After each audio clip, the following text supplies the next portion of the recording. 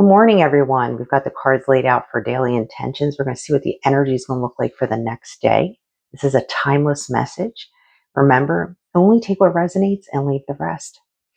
So for tomorrow, there's obviously going to be some karmic situations you're going to be dealing with. For some of you, this can be people at work. It can be people in your life, friends, family, whoever it is. There's going to be this beneath the surface manipulation that's going to be happening, and you're going to feel it in your bones. You can be like, something just doesn't feel right about this. It's going to make you feel uncomfortable. And there are going to be strings attached, obligations, guilt tied to it that are going to make you feel very uncomfortable. And if you find yourself in this situation tomorrow, at least you'll be prepared, right? Because you know this ahead of time, because you're hearing this now. And this might make you feel like you're going back in time. You might feel like you're going in reverse and going back to a time where these types of karmic situations and people would actually be able to successfully manipulate you and get their way with you and just steer you in the wrong direction. But your higher self knows better.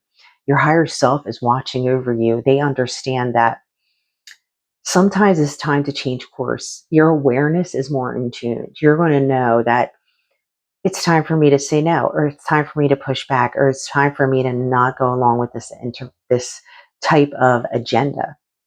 And there is the divine involved. The divine is always there. If you're feeling like you're lost in that situation, seek that higher power. Reach out to God. Say, God, guide me in this situation. What would you advise me to do? Because the higher power is there for you. And whatever decision you're making, there is a higher intelligence that transcends logic, transcends control, transcends the situation, and can guide you so that you're able to go inward. So when I look at the neurolinguistics cards, especially when we go with the inward is forward, downtime is the intentional practice of directing all your sensory focus inward that allows you to your unconscious mind to make new connections and bring forward a deeper wisdom. So when you go into that space, you're able to reach the deeper wisdom to know better of how to navigate your day.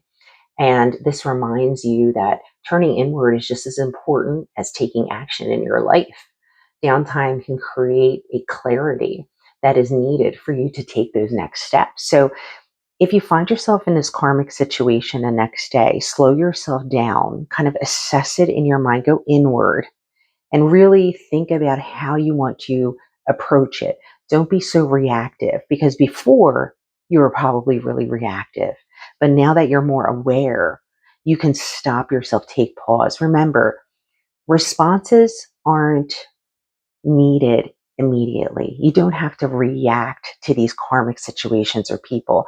Sometimes it's good to take pause, evaluate, and approach it in a more organized, mature, calculated way so that you know you're approaching it in your best interest, not in the interest of just being reactive for them. And then we had the other neurolinguistics card, the internal time code. Time is not just a linear concept. It's how you mentally align with your experiences. It's how you organize those experiences in your mind mentally. And you examine how you think about time and how that affects your actions, right? Because if you're speeding up your reaction, it could be very reactive, very aggressive. And then you look back and go, why did I allow myself to get triggered like that? What you're going to do is slow the clock down. Just because someone is pushing your buttons doesn't warrant a response immediately. You're allowed to take time. You're allowed to change the internal time code. Are you too focused on the past? Are you overly concerned with the future? Adjust the internal time code to ensure a balanced, productive approach to life and a balanced, productive response to those triggers. And then charity. I love that word. Charity is something that's really important. And we're going to go ahead and dive into that, because to give from a place of ability is so important to balance lack and excess. There is an opportunity for those of you who have more to support those who have less. It can even be just your time. It doesn't even have to be monetary, right?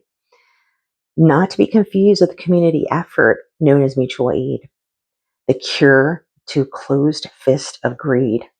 When we provide to someone in need at the potential expense of our own wants, we may begin to heal disparity.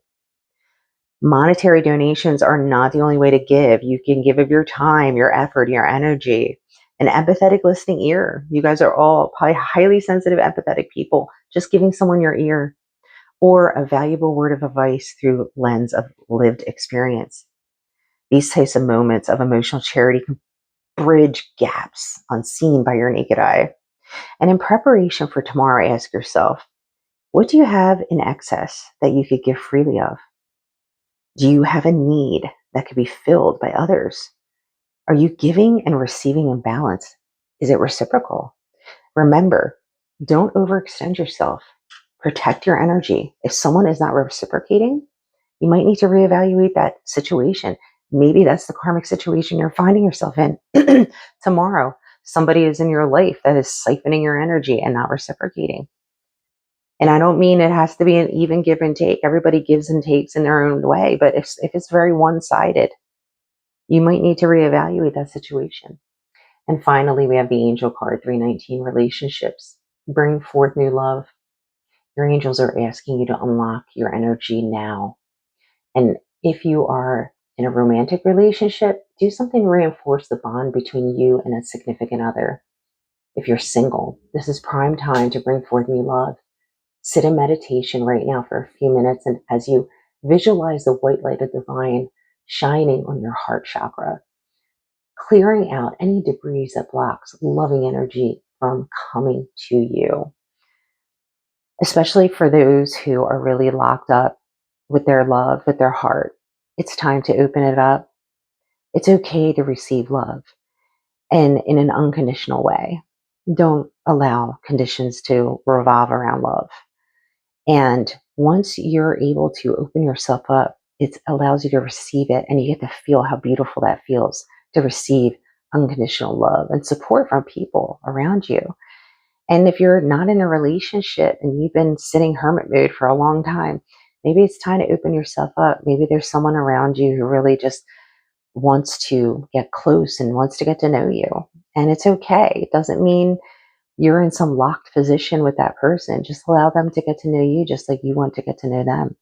And if you're in a relationship, it's the great time to spend some time, quality time together.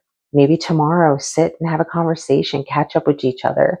Sometimes when we're in relationships, we can get so busy with our lives, we don't think about slowing down and having those deep conversations to connect again. Sometimes reconnection is needed. So bring forth new love. Nurture the love you have if you have an existing relationship. All right, everyone. I'm wishing you luck for the next day. Remember to seek out your higher self, seek out divine intervention. Know the divine is there. Reach out to God, ask for help, ask for guidance. It's okay. We all need help sometimes. And I wish you good luck for the next day. Blessings.